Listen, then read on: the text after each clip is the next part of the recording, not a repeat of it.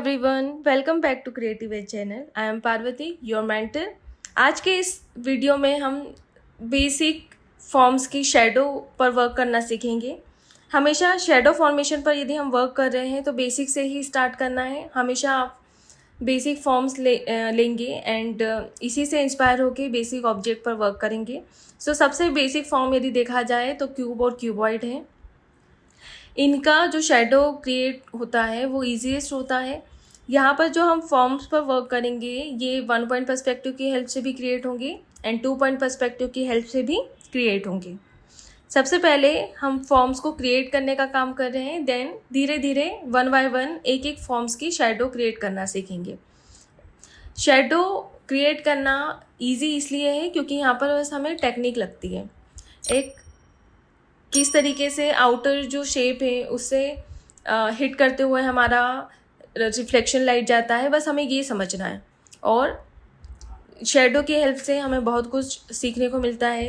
Like हमारे object का shape क्या है ये समझ में आता है, हमारे ऑब्जेक्ट का मटेरियल क्या है ये समझ में आता है, किस पोजीशन में रखा है, इवन जो लाइट सोर्स का डायरेक्शन है वो भी समझ में आता है। तो ये जो बेसिक बातें हैं ये हमें प्रैक्टिस करते समय धीरे धीरे समझ में आएगी, लेकिन इसके लिए हमें प्रैक्टिस करना होगा। पहले इसी तरीके से टेक्निकल तरीके से ऑब्जेक्ट को क्रिएट करना सीखिए।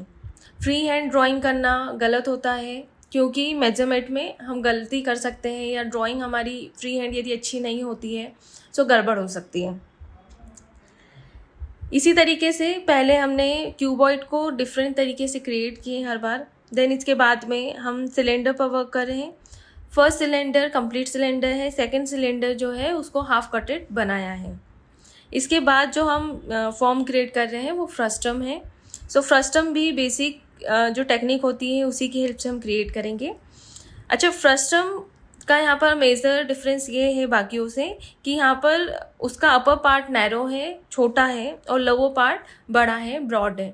तो इसका हमें ध्यान रखना है।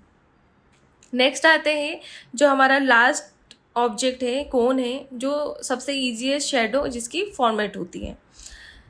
अब क्योंकि हमने ड्राइंग कंप्लीट कर ली है, हम हमारी ड्राइंग को फाइन करके शेडो 1 बाय 1 कंप्लीट करेंगे। आपने यहाँ पर नोटिस किया होगा मैंने यहाँ पर 3 डेविएटिंग लाइंस क्रिएट किया है from front edge and left side edge. ठीक है, ये कॉर्नर हमको ध्यान रखना है। ये आउटर कॉर्नर्स होते हैं जो हम हमेशा शेडो के लिए यूज़ करते हैं। क्योंकि हमारा जो ऑब्जेक्ट है हमारे आई लेवल से पैरेलल था फर्स्ट वाला, इसकी जो शेडो होगी वो भी पैरेलली क्रिएट होगी।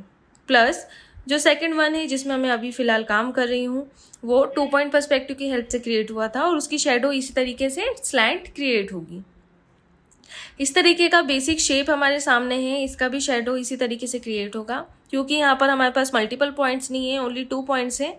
2 पॉइंट्स से हमारा जो लाइट का रिफ्लेक्शन है वो होते हुए जाएगा।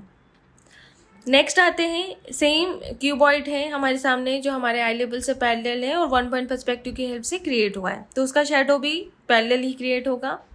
इसी तरीके से सामने वाला जो क्यूबॉइड है जिसका हाइट कम है ये भी 1 पॉइंट पर्सपेक्टिव की हेल्प से क्रिएट हुआ है, इसकी जो शेडो होगी वो भी पैरेलली क्रिएट होगी।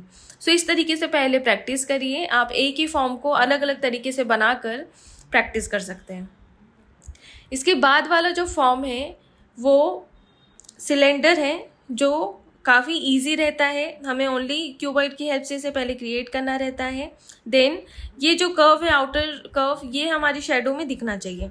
तो यहाँ पर हमें थोड़ा सा अलग और सीखने को मिलता है। यदि हम इस तरीके का कर्वेचर ऑब्जेक्ट क्रिएट करते हैं तो यहाँ पर मल्टीपल शेडिंग और शेडो को में हमें काम करने को मिलता है। तो यहाँ पर अलग अलग टोनल वैल्यूज़ होती है जिसकी स्टडी करना इम्पॉर्टेंट है। इसके बाद वाला जो सिलेंडर है वो हाफ कटेड है जिसका शेडो भी इसी तरीके से क्रिएट होगा। फ्रस्टम के लिए इम्पॉर्टेंट यहाँ पर सीखने वाली बात है कि इसके जो बेस पॉइंट है वो हम इमेजिन करेंगे और क्रिएट करेंगे, और इस तरीके से हमारा शेडो क्रिएट होगा। लास्ट वाला जो ऑब्जेक्ट है सबसे ईजीएस्ट है, ओनली 2 पॉइंट्स पर हमें वर्क करना रहता है। इस तरीके से इसकी लेंथ हमें पता चलती है। इसी तरीके के टिप्स एंड ट्रिक्स के लिए हमें सब्सक्राइब करिए, फॉलो करिए एंड वीडियो लाइक करिए। फॉर मोर अपडेट्स आप डिस्क्रिप्शन बॉक्स में एक्स्ट्रा प्रैक्टिस के लिए जा सकते हैं। Thank you everyone.